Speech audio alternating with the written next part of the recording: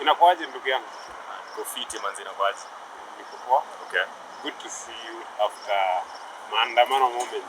Thanks a lot. I mean, how has it been? Kuona kwa streets umekuwa ukifight, you know, from June 25th last year. Unajua last year kwanza uliona vituko sana. Yeah. Come to this year. How has it been? To be honest, it's been like chaotic for me on a personal level. Like mentally, I haven't been in the right space for some time now. But I'm dealing with it. I'm doing what I need to do. But yeah, it's just that like itakuwa rahisi, but it's been, you know, witnessing what happened at the parliament the other time, the last year on, I had to go through a lot of mental torture just for me to be able to regain myself. But I'm grateful to God. I'm still out here pushing as I should, you know. Yeah. I saw you complain about the guy who had an background last year mwenye alipigwa risasi yakapelekwa pale kwa gate parliament. And since then I've seen you so up to, you know, demanding for justice for all those who died and stuff. What keep you moving? The pain of you know, being with someone during the day, and apparently that's the last time you're seeing them because of police brutality. And we were just out here to fight for our rights, you know. So having watched someone like Erickson die in front of me, I've made it my life mission to fight for that, the justice, because I don't want their deaths to be just for nothing, you know. Yeah.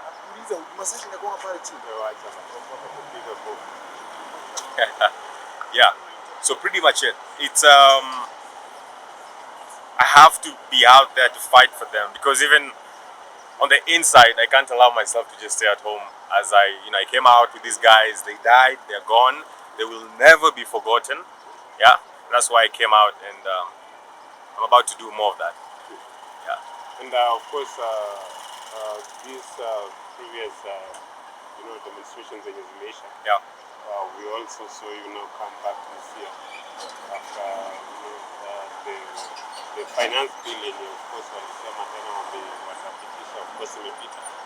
Now, how do you feel with the current government, whatever that is happening, apart from maandamano or anything?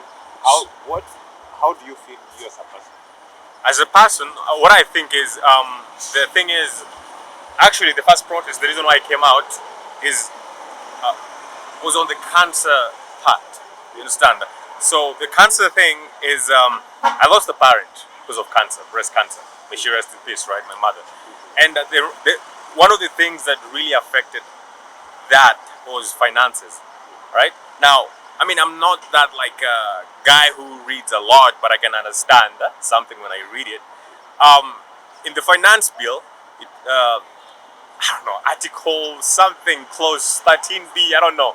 It talks about cancer treatment, whereby they're gonna have an increment on, like, I don't know, 16% on top of what they already had, because they want to buy cancer machines, right?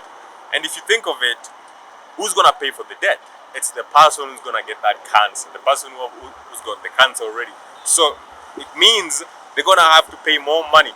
And I was thinking, if back then my mother couldn't afford, now what about that person in Turkana and who can't pay more to get treated because of cancer? So I came out to raise my voice, to hopefully they could listen and not do that, but instead we got short-hurt and things escalated and it was messed up. And this year, what was the reason as to why you had to come out and, you know, call? I had to come out because my friends, people I know, got shot and they died. And people I wish I would have saved died. And still, the economy is messed up. And for some reason, we need to find a way to balance all these things so that it's fair for everyone. And so, if the only way for that to happen is for me to just be outside in the streets and raise my voice, and that's the reason why, I mean, you have my answer right there. Yeah. Was that one painful thing that comes to you when you watch William Ruto speak?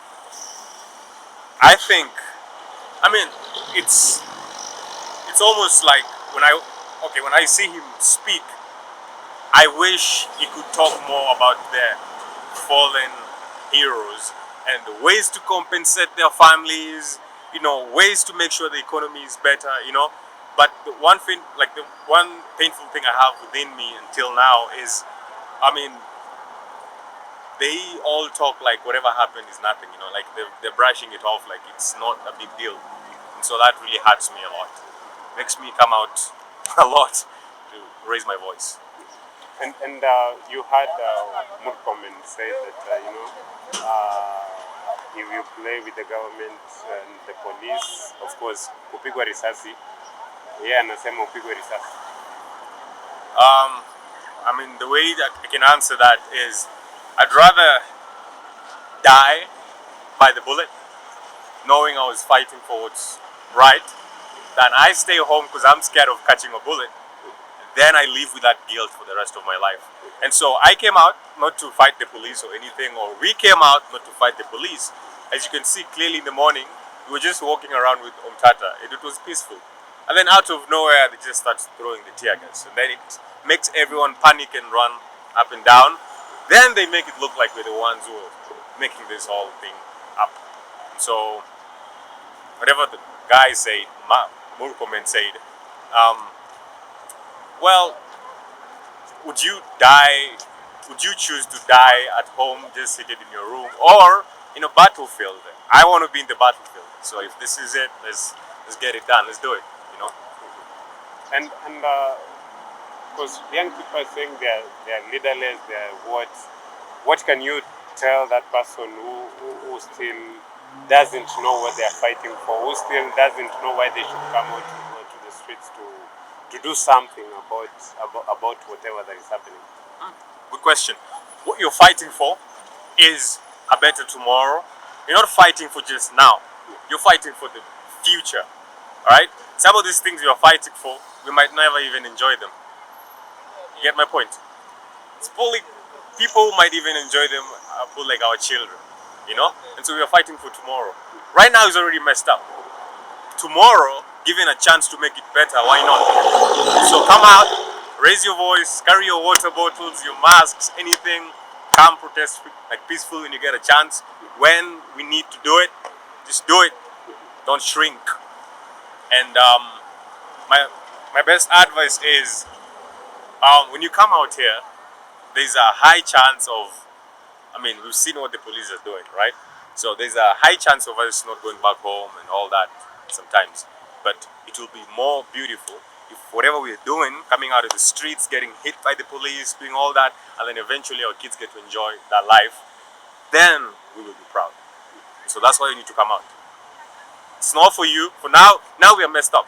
But for our future, we might want to make a difference, So we come out, that's it. When you look at Nairobi, when you look at the flag Kenya, when you look at the Kenya that you want, Yes. how do you feel and what Kenya do you want? Give us a sketch of the Kenya that you want. Okay. A country where every citizen has the freedom to do whatever they want, the freedom to make the country a better place. That's the country I want for the people, for everyone else, right? We want a country where people admire this country, you understand? And so what I would want, or rather what I would wish for this country, right, is the best stable economy for the country, right? And for every politician, those members of parliament, to be held accountable for every single thing they do. They get given money to go and do stuff in their places, right?